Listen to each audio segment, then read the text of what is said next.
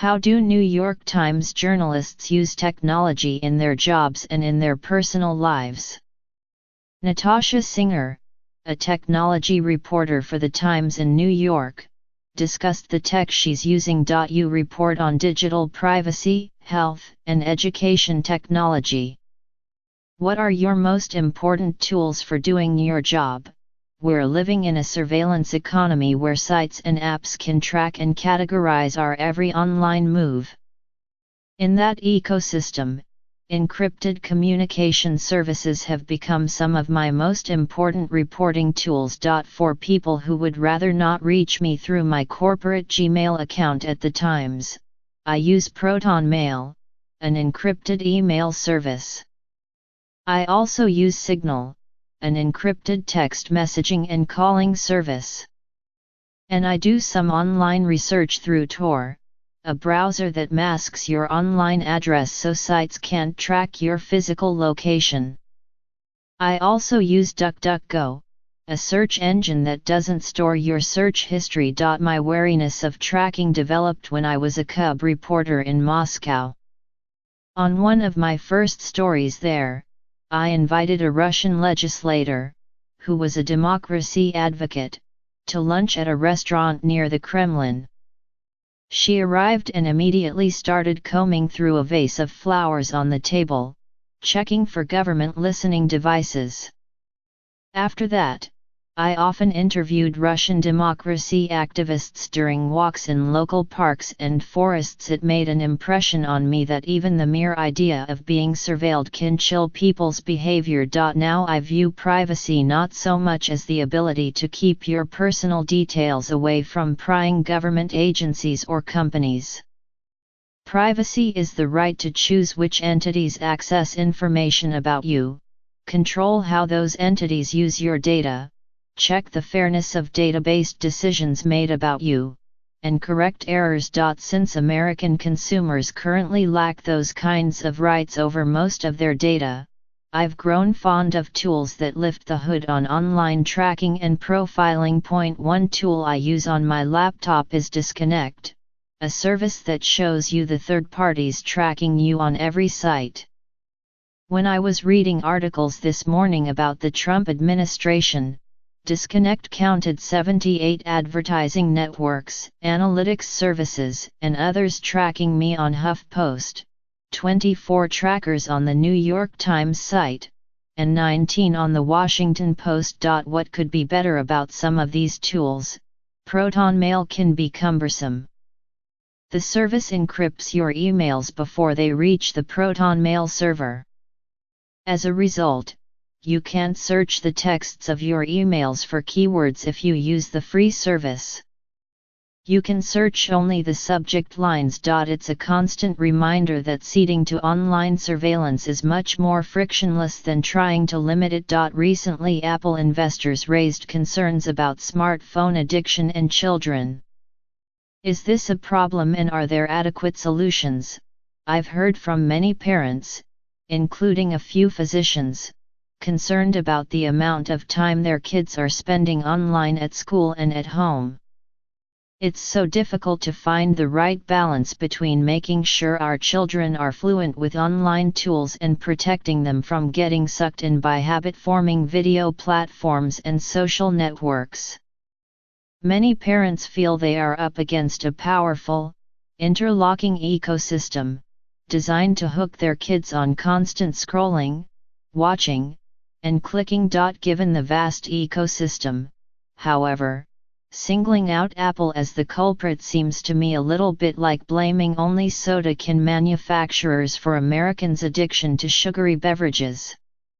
Yes, it would be terrific if Apple introduced new control options for parents. But if shareholders want to fault companies for manipulating or addicting users, they should also be taking a hard look at Facebook, YouTube, Instagram, Snapchat, Netflix, and many more. Even small user interface changes could make a big difference. Imagine if the default setting for streaming video services wasn't autoplay. On a larger level, we've seen over the past year how some big tech companies initially refused to take responsibility for the spread of fake news and other side effects of their innovations. In that context, platforms that nudge children and adults to stay online are merely one symptom of a much bigger problem. You wrote a series last year examining tech industry influence in American public schools. Now you're looking into Silicon Valley's increasing footprint in the health sector. What are the similarities and differences? There's huge hype around the idea that tech can improve education. Same goes for health. So far, however, there's not much rigorous evidence that learning apps on their own improve students' educational results. Likewise, there is little hard evidence that health apps by themselves reduce disease. Still, I'm optimistic about the potential for software in health. That's partly because a few tech companies are participating in rigorous studies, called randomized controlled trials. In these studies, researchers randomly select some volunteers to try a new intervention.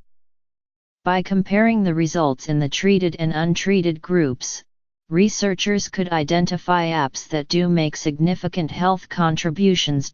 Beyond your job, what tech product are you currently obsessed with in your daily life? Every weekend, I try out a new recipe from NYT Cooking. And while I'm cooking, I listen to podcasts. I'm currently devouring Uncivil, a history podcast on the Civil War. It unfolds like a detective story. And while you're engrossed in the plot twists, it neatly obliterates the standard American narrative of the Civil War. Right now, my family is on a bit of a Brit TV binge. We just watched the second season of The Crown, the fictional series on Queen Elizabeth II, and The Coronation, a glowing documentary featuring the real QE2. And we raced through Prime Suspect, Tennyson, the prequel to the classic TV police procedural that starred Helen Mirren. I also just took an audio boot camp course at Columbia University School of Journalism. Now I'm teaching myself to use Hindenburg, a radio editing program. Are you doing anything unusual to limit the spread of your data? It may seem quaint, but I still relish the idea that people in a democratic society have the right to be anonymous in public. I think Americans should be able to attend political protests or drive to the grocery store in our pajamas without being recognized by government agencies or companies. The recent proliferation of face recognition software, however, poses huge risks to public anonymity. In simple terms, face recognition software works by scanning a photo of your face and then converting your facial topography into a unique code, called a face print. The benefit as well as the hazard is that a company that takes a face print from one photo of you could potentially use it to identify you in any other photo or video frame. I may be particularly attuned to the fragility of public anonymity because, like many journalists, I've been doxxed. So, as an experiment, I've been limiting photos of myself online to see whether I have any control over how they spread. As a kind of inside joke, my Twitter avatar is an illustration that Min Wang, the art director in the Times' business section, created for an article I once wrote about the risks of facial recognition.